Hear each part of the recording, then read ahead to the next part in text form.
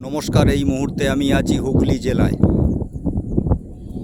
কিছু মুহূর্ত আমি দেখাচ্ছি ভিডিওর মাধ্যমে। ধান ঝাড়া হয়ে গেছে জমিতে, দেখতেই পাচ্ছ। ধান এখনও পোয়াল চাপা দিয়ে ধানের বস্তা পড়ে আছে, দেখতেই পাচ্ছ বন্ধুরা।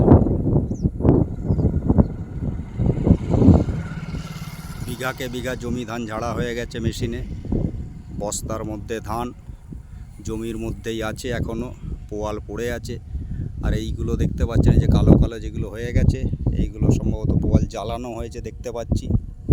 যাই হোক, জ্বালিয়ে দিয়েছে। দেখতেই পাচ্ছ বন্ধুরা, আমি চলে আসলাম হুগলি জেলার একটি মাঠের মধ্যে। মুহূর্তটা আমি ভিডিওর মাধ্যমে শেয়ার করছি।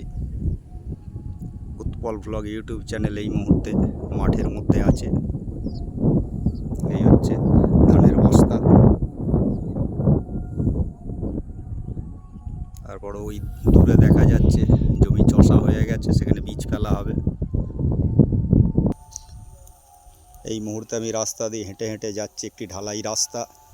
ঢালাই রাস্তা সাইডে দেখতেই পাচ্ছ অনেক ঘাস।